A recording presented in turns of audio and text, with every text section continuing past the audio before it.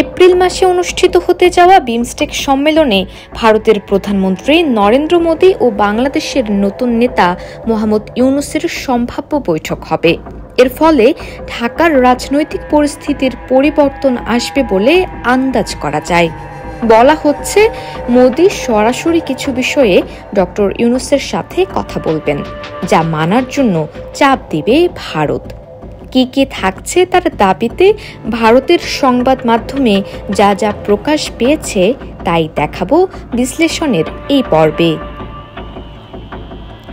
আগামী মাসে ব্যাংককে বিমস্টেক শীর্ষ সম্মেলনের ফাঁকে অন্তর্বর্তী সরকারের প্রধান উপদেষ্টা অধ্যাপক মোহাম্মদ ইউনূসের সঙ্গে ভারতের প্রধানমন্ত্রী নরেন্দ্র মোদীর মধ্যে বৈঠকের অনুরোধ জানিয়ে দিল্লিকে চিঠি দিয়েছে ঢাকা। এপ্রিলে দুই শীর্ষ নেতার মধ্যে বৈঠক হলে দ্বিপক্ষীয় সম্পর্কে যে স্থবিরতা রয়েছে তা কেটে যাওয়ার আশা করছে বাংলাদেশ। অন্যদিকে ভারত তাদের চাওয়া পাওয়ার তালিকা তৈরি করতে শুরু করেছে, যা সে বৈঠকে ইউনূসের কাছে চেয়ে নেবে। ভারতীয় মিডিয়ার ভাষ্য অনুযায়ী নরেন্দ্র মোদী সরাসরি বাংলাদেশে দ্রুত নির্বাচন এবং জামায়াত ইসলামীর মতো দলগুলোর সঙ্গে আলোচনা না করার কথা বলতে পারেন। তার সাথে সাথে আওয়ামী লীগকে পুনর্বাসনের পরিকল্পনা ও ধাপগুলো বলবে।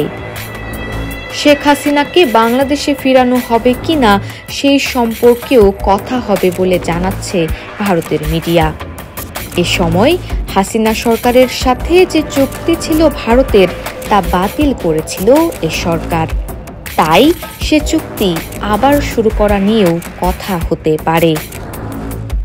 বাংলাদেশের বিশ্লেষকদের মতে ভারত তাদের অভ্যন্তরীণ বিষয়ে হস্তক্ষেপ করতে চাইছে, যা বাংলাদেশের জন্য অস্বস্তিকর।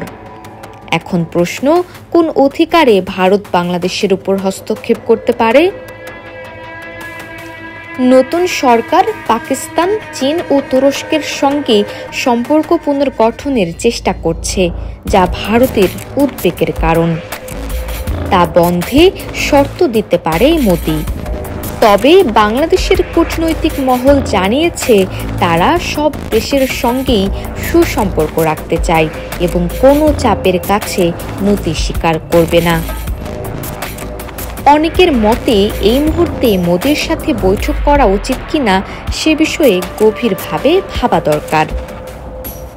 আন্তর্জাতিক সম্পর্ক বিশ্লেষকদের মতে বাংলাদেশ এখন আগের চেয়ে অনেক বেশি পরিণত এবং নিজস্ব পররাষ্ট্রনীতি অনুসরণ করতে সক্ষম।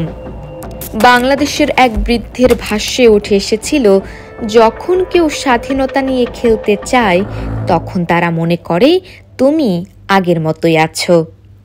আপনারা কি মনে করেন, এই সময়ে ডক্টর ইউনূস মোদীর সাথে বৈঠক করা কি ঠিক হবে?